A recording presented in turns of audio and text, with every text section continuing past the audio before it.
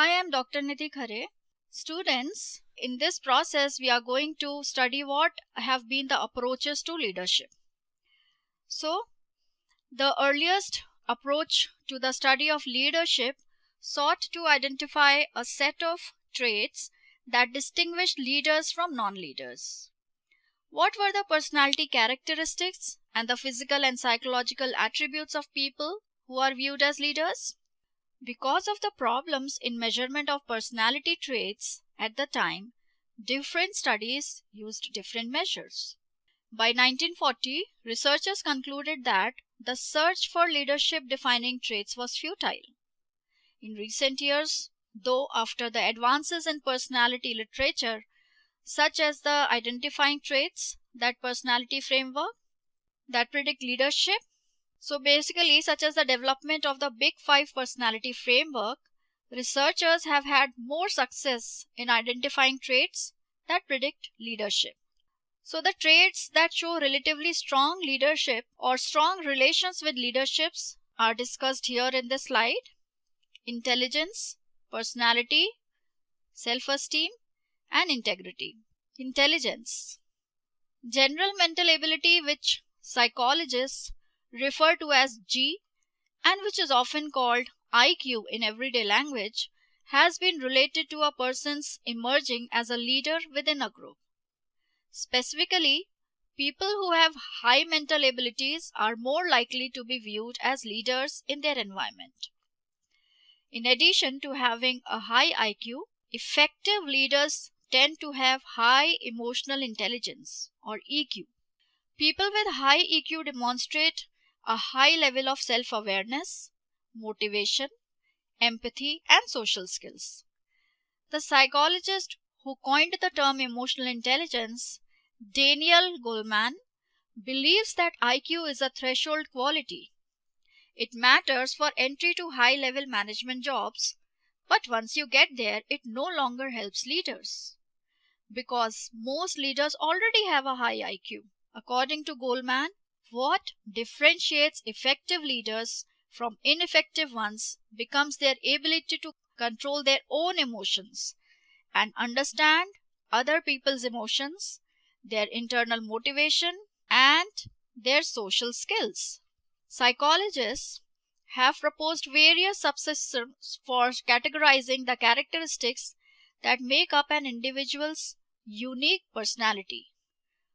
And one of the most widely accepted is the Big Five model, which rates an individual according to openness to experience, conscientiousness, extroversion, agreeableness, and neuroticism. Several of the Big Five personality traits have been related to leadership emergence, whether someone is viewed as a leader by others, and effectiveness. So as you can see the traits: openness, conscientiousness, extroversion, agreeableness, and neuroticism. I provided the description also here, so you can go through the description of each trait. So for example, extroversion is related to leadership. Extroverts are sociable, assertive, and energetic people.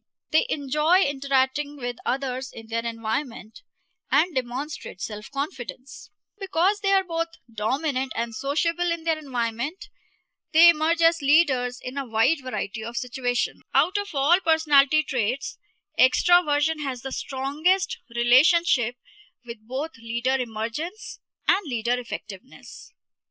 This is not to say that all effective leaders are extroverts, but you are more likely to find extroverts in leadership positions. Research shows that another personality trait related to leadership is conscientiousness. Conscious people are organized, take initiative, and demonstrate persistence in their endeavors. Conscientious people are more likely to emerge as leaders and be effective in that role. Finally, people who have openness to experience, those who demonstrate originality, creativity, and are open to trying new things, tend to emerge as leaders and also be quite effective. Self-esteem is not one of the Big Five personality traits, but it is an important aspect of one's personality. The degree to which a person is at peace with oneself and has an overall positive assessment of one's self-worth and capabilities seem to be relevant to whether someone is viewed as a leader.